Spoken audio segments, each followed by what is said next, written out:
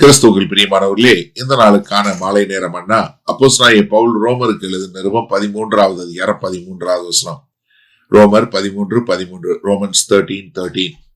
களியாட்டும் வெறியும் வேசித்தனமும் காம விகாரமும் வாக்குவாதமும் பொறாமையும் உள்ளவர்களாய் நடவாமல் பகலிலே நடக்கிறவர்கள் போல சீராய் நடக்க கடவோம். இப்ப 11வது வசனம் எந்திரின்னு சொல்லுது. 12வது வசனம் என்ன சொல்லுது? நீ ஆடையை கலைந்து போட்டு வெளிச்சத்தின் ஆடையை போட்டுக்கோ. இப்ப 13வது வசனம் என்ன சொல்லுது? நீ எந்திரிச்சு நட. எவ்வளவு அழகா கர்த்தருடைய ஞானம் பாருங்க, அவ்வளவு அழகா நேர்த்தியா. அப்ப இங்க என்ன சொல்றாரு? முதல்ல களியாட்டு வெறி என்ன, அதாவது நீங்க எப்படி சொல்றது, அதாவது ஒரு நமக்குள்ள ஒரு போராட்டம் வரக்கூடியது, சண்டை வரக்கூடியது, ஒருத்தருக்கு ஒருத்தர் வரக்கூடிய பொறாமை, இல்ல ஒருத்தரோட ஒருத்தர் ஒப்பிட்டு பார்க்கக்கூடியது. நீங்க இந்த லிஸ்ட் நீங்க பார்க்கும்போது கலாத்தியர் 5வது அதிகாரம் 20-21 பார்க்கலாம். அது மாத்திரமல்ல, யாக்கோபு 3வது அதிகாரம் 14-16 வரை உள்ள வசனங்கள்ல பார்க்கலாம்.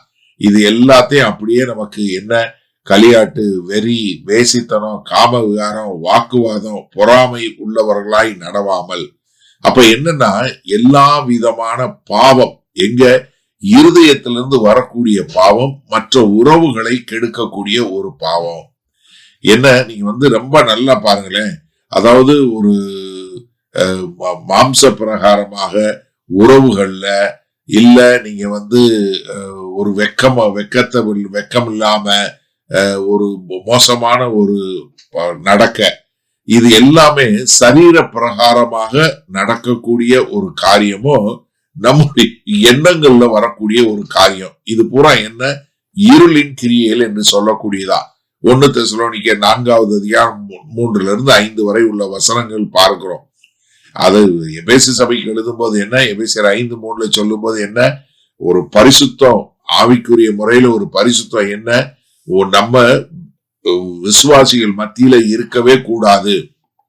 அப்ப என்ன, பரிசுத்தம் என்பது பாதுகாக்கக்கூடியதாக இருக்க வேண்டும் என்று சொல்லக்கூடிய காரியத்தை சொல்லிட்டு என்ன சொல்றாரு, இப்படி உள்ளவர்களாய் நடவாமல் பகலிலே நடக்கக்கூடிய மக்களாய். எப்படி பகல்ல நடக்கக்கூடிய மக்களா அப்படின்னா என்ன அர்த்தம்? எல்லார் முன்னாடியும் ஒரு பெரிய ஓப்பனா திறந்த வெளியில நடக்கக்கூடியதாக, நிழல் இருள நடக்கிறவங்க இல்ல. அப்ப என்ன, பகலிலே நடக்கிறவர்கள் போல சீராய் நடக்க கடவோம். நீங்க இங்கிலீஷ்ல பாத்தீங்கன்னா ஹானஸ்டின்னு சொல்லக்கூடியதாக. அப்ப என்ன, எல்லாருக்கும் முன்னாடி ஒரு மரியாதையா ஒரு கனமா எல்லாருக்கும் முன்பாக தெரியக்கூடியதாக. ஏன்னா வெளிச்சத்துல நடக்கிறது என்னங்கிறது என்ன, வெளிச்சத்துல நடக்கும்போது அதுல இருளே கிடையாதுல்ல. அப்ப என்னன்னா, நீங்க எப்படி நடக்கணும்னா, கிறிஸ்து உங்களை பார்த்து கொண்டே இருக்கிறாரு, இந்த உலகம் உங்களை பார்த்து கொண்டே இருக்கிறது, மற்ற பிள்ளைகள் உங்களை பார்த்து கொண்டே இருக்கிறாங்க அப்படின்னு சொல்லும் போது ரகசியமான பாவங்கள் இல்லாதபடி. நீங்க எபேசியர் 5வது அதிகாரம் 8-11 வரை உள்ள வசனங்கள்ல எப்படி நம்ம வெளிச்சத்தின் பிள்ளைகளாய் நடக்க வேண்டும் என்பதை குறிச்சு அழகா சொல்லி இருக்கிறாரு. மத்தேயு 5வது அதிகாரம் 16வது வசனத்துல கர்த்தர் நமக்கு என்ன சொன்னாரு, மற்றவர்கள் முன்பாக உங்களுடைய வெளிச்சம் பிரகாசிக்க கடவுது என்று சொல்லக்கூடியதாக நம்ம அப்படிப்பட்ட மக்களாக நடக்க வேண்டும்.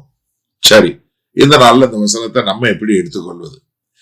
நம்ம அழகா தெரிஞ்சுக்கொள்ளுங்க. நம்ம காலத்தை தெரிஞ்சவங்களா இருக்கணும். அதனால நம்ம அலாம் வச்சு எந்திரிக்கிறவங்களா இருக்கிறோம். எந்திரிச்ச நம்ம என்ன பண்ணணும்? இப்போ நம்ம பழைய ஆடைகளை களைந்து போட்டு நம்ம என்ன பண்ணோம், புது துணி போடணும். இப்ப புது துணி போட்ட நம்ம எப்படி நடக்கணும்? வெளிச்சத்தின் பிள்ளைகளா எல்லாருக்கும் முன்னாடி. அப்ப நீ என்னன்னா, நீங்க நல்லா தெரிஞ்சுக்கொள்ளுங்க, ஒரு கிறிஸ்தவன் என்று சொல்லுகிறவனுடைய வாழ்க்கையில ஒளிவு மறைவு இல்லாம ஒரு திறந்த புத்தகம் போல வாழணும். எல்லாருக்கும் முன்னாடி ஒரு மரியாதையும் ஒரு கனமும் உள்ள ஒரு வாழ்க்கை வாழ வேண்டும். அது பரிசுத்தமான வாழ்க்கை வாழக்கூடியது நம்ம எல்லாருக்கும். அதாவது நீங்க வெளிச்சத்தின் பிள்ளைகள்னாலே அவங்க ஒரு வாழ்க்கை பரிசுத்தமான வாழ்க்கையாக இருக்கும். அப்ப கிறிஸ்தவனுடைய எத்திக்கு சொல்றோம் இல்லையா, அது எதுல இருக்கு? நம்முடைய அடையாளமும் கர்த்தருடைய வருகையும் குறிச்சிருக்கு.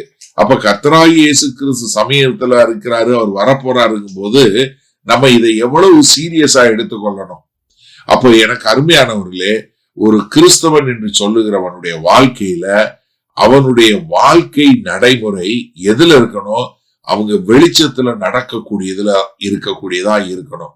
அப்ப எல்லா இந்த செய்தியை கேட்டுக்கொண்டு இருக்கிற எனக்கு அருமையான சகோதரனே, சகோதரியே, நீங்க எல்லாரும் ஒரு திறந்த ஒரு வாழ்க்கை, என்கிட்ட மறைக்கிறதுக்கு ஒண்ணுமே இல்லை என்று சொல்லக்கூடியதாக, ஒரு திறந்ததாக, ஒரு எல்லாரும் முன்னாடியும் ஒரு கனமான வாழ்க்கை வாழுகிறீர்களா? வல்லபிதாவே, இதோ இந்த செய்தியை கேட்டுக்கொண்டிருக்கிற எனக்கு அருமையான சகோதர சகோதரி ஒவ்வொருவருக்காய் நான் ஜெபிக்கிறேன். ஆமாண்டவரே, இவர்கள் ஒவ்வொருவரும் ஒரு திறந்த புஸ்தகமாக, எந்த ஒரு ரகசியமாக, எந்த ஒரு இருள காரியம் செய்கிறவர்களாக அல்ல ஆண்டவரே, மாறாக இவர்கள் எல்லோரும் உமக்கென்று உண்மையாய் வாழுகிற மக்களாய் வாழ இவர்களை ஒப்புக் கொடுக்கிறோம். மீட்பெரும் இரட்சகருமாகிய இயேசு கிறிஸ்துவின் மூலம் பிதாவே, ஆமேன். கர்த்தர் உங்களை ஆசீர்வதிப்பாராக. நாம் நாளை காலை தினசரி தியானத்துல சந்திப்போம். Good night.